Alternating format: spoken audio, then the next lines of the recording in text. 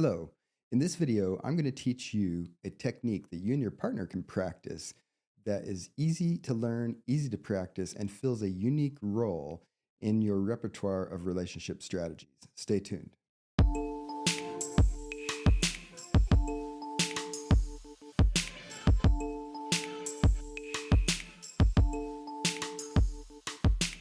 Hello, welcome to Wellness with John, resources to help you thrive. I'm John Peters. In today's video, I'm going to talk about a technique that you can easily learn with your partner that fills a really interesting space in your collection of relationship strategies. Okay. So I'm going to add to your repertoire something that probably is different from other things that you do, and I'll explain that in a bit. But what I'm talking about is mindful spooning. Okay. A lot of couples spoon at times, but I'm going to talk about how to do spooning in a mindful way. And I'll tell you why I think it's a good thing to add to your toolbox because it can do something that you might need, but you might not have a tool that works in that way. Okay. So, first, let me tell you what it is. Mindful spooning is when you and your partner are in the spoon position. Okay. So, one of you is in front, one of you is behind.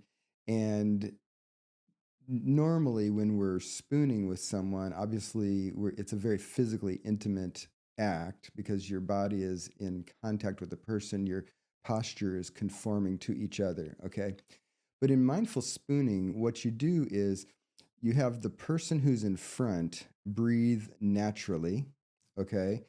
And you have the person who is behind align their breath with the person in front. So the person in front is not going to do anything except just relax and breathe and enjoy the comfort of being spooned. They're the spoonee.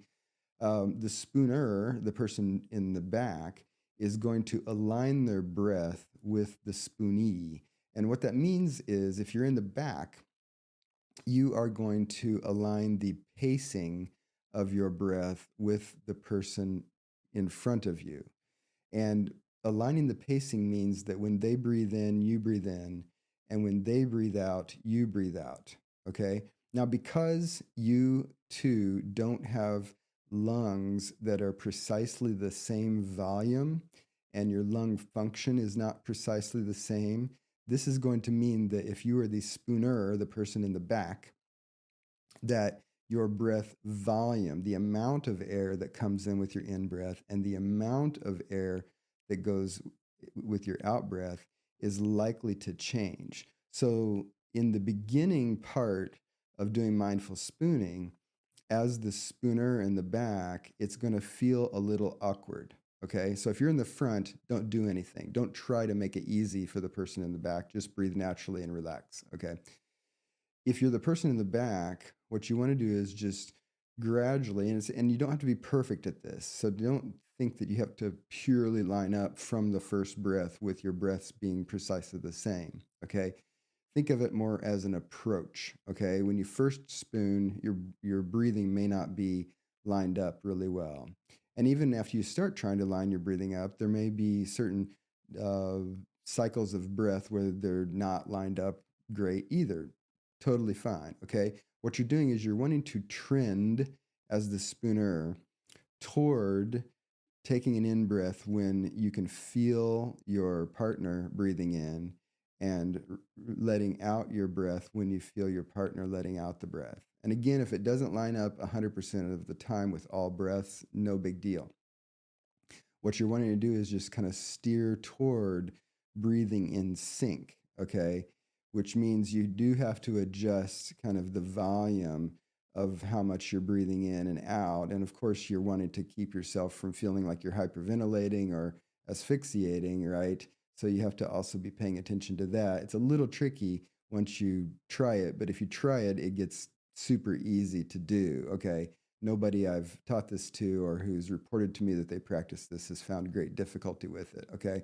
You just have to realize that if you're the one in the back, it'll feel a little awkward as you're learning how to do that lining up of the breath, okay? but be gentle with yourself. Because again, you don't have to purely line up with every breath. You just have to trend toward breathing in when your spoonie is breathing in and breathing out when your spoonie is breathing out. Okay. And one of the reasons that I teach this technique to couples is because when couples like conflict and upsets are normal in a relationship. Okay, you already know this. But if you think about how strategies function in terms of people dealing with interpersonal conflict in the relationship, okay, one interesting thing that we can notice is that there are these active, direct kinds of strategies. The biggest example would be if my partner and I sit down and we want to actively talk about whatever the issue is. So we're both simultaneously focused on the issue and we're doing something active to resolve it, which is talking about it. Okay. So active, focused, and talking about it, right? But if we get to some point where that doesn't feel productive, it feels like it's failing, it feels like it's escalating the tension and we're getting overwhelmed by it, the main option that most couples have is to shut down the talking, okay? But if you think about it, let's say I'm talking with my partner, we're trying to talk through an issue, we're getting more frustrated, we're not getting anywhere on resolving the issue, and then we figure out, okay, let's just stop this, okay? What most couples do in that moment is go apart, okay? And this is the pattern. Come together to try to resolve it, either resolve it or we get to an impasse. And then since we're at an impasse and we can't resolve it, we're going to go apart. Okay. Now, if you think about it, what this means is it's a setup in relationships to think that if we stop talking about it, we are going to experience a reduction in intimacy. Okay. Because we're going to go apart because we've tried to come together in order to resolve whatever the issue is. And because if we can't resolve it, then we're going to go apart. That's an extra misery. Oh, we're our intimacy is threatened, right? Because if we stop talking about it, then we're going to go apart. And what the effect of that does is it provides pressure to keep talking about it, even at the point where one or both people realize that the way they're trying to talk about it or the talking about it is just not productive. It's not leading toward a mutually satisfying resolution of the issue. Okay. I want to reiterate that because I want to bring this point home, which is why this is the main reason that I recommend adding a strategy like mindful spooning to your repertoire. Because if you and your partner implicitly, tacitly expect that if we stop talking about this, that means we're going apart and that represents a failure or we're going to lose connection and intimacy, that idea is going to provide pressure to keep talking about it past the point where the talking is unproductive. Therefore, you are less likely to use timeout when appropriate and stop talking about the issue. And you're going to be pressured to just keep talking about it into unproductive land, right? Or even escalation land, right? Which is not helpful for you and your partner, okay? So when you add a strategy that is, let's shut up and stop talking about this, but let's not necessarily sacrifice connection and intimacy, that means that it makes it more okay with you to allow yourself the permission to get to a point where you're like, hey, our talking about this is not so productive. Let's take a break. Let's stop talking about this. Okay. And I made a video about the use of timeout before on my channel. So I'll put a link up here if you want to go watch that one too, about the use of timeout, because I think that's an extremely valuable strategy for couples to have in the repertoire as well. But the thing is, if you have mindful spooning available as an option, at least some of the time, when there's unresolved tension or conflict in your relationship, spooning is a very intimate way. It's a way to be very connected, and yet you're not going to be talking. Spooning is not the opportunity to keep talking about whatever the issue is. It's an opportunity to be quiet, keep your mouth shut, unburden yourself of the need to somehow solve the thing or things, whatever they are, and just be mutually supportive and connected for a few minutes in the spooning position while sharing mindful breathing that's relatively lined up. Okay. Mindful breathing has the effect of letting you feel nurtured and supported and connected while unburdened with the need to open your mouth and be saying any particular thing. Because your partner is also going to shut up, you're not burdened with having to listen to them. Excuse me. So, so spooning is a special technique in that sense that it's not a going apart, it's a coming together, okay? But unburdened by having to have your mouth open and saying any particular thing.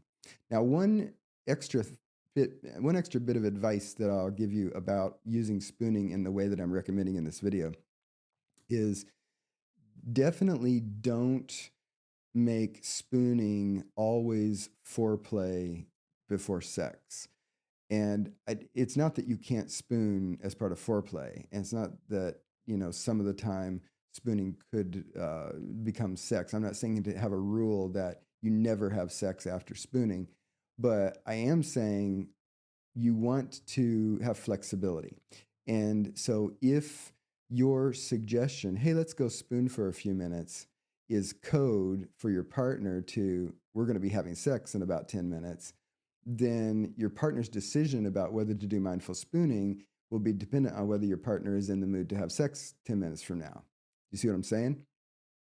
So if you don't want to tie mindful spooning too strongly to a sexual connection, because then you constrain it, because your partner's not going to want to do mindful spooning with you if they're not currently in the mood to have sex. Okay. So some of the time, mindful spooning has to be not connected with sex and only about an intimate connection for the purposes that I said before, because for a lot of people, sex is the only strategy of staying connected without necessarily talking about the issue. Okay. Which is why a lot of people try to have sex to resolve conflicts, which some of the time it can be very supportive of that. I mean, obviously, if there's substantive stuff that needs to be worked out about a conflict, sex is not likely to address that substance, but sex definitely is part of the glue that binds people together, and it does function that way, and it's not wrong to use it that way.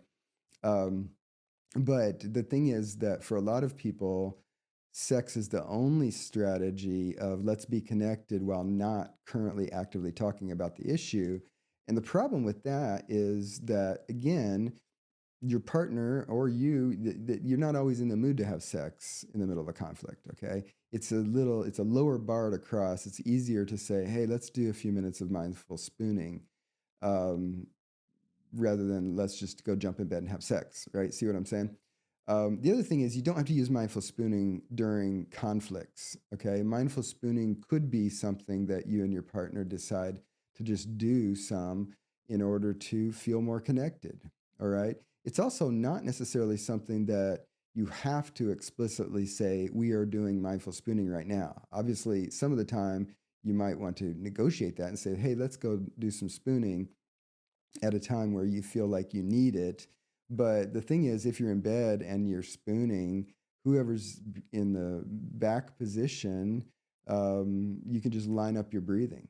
Okay. Just line up your breathing. In fact, it doesn't always have to be the person in the back position. If you're in the spoon position, you too can steer your pattern of breathing so that it is more aligned. And if you haven't experimented with this and you try it, you're going to notice that it helps you feel more connected to the other person. Okay. And so I highly recommend that you experiment with mindful spooning because it's a good tool. And for the reasons that I explained, it plays a unique role in the tools in your relationship toolbox. Okay. This video is not sponsored by anyone except for me. So if you want to support me in the channel, hit the like button below. If you have yet to subscribe, I highly recommend that you subscribe to the channel and stay tuned for future videos because I'm going to be publishing more. See you soon.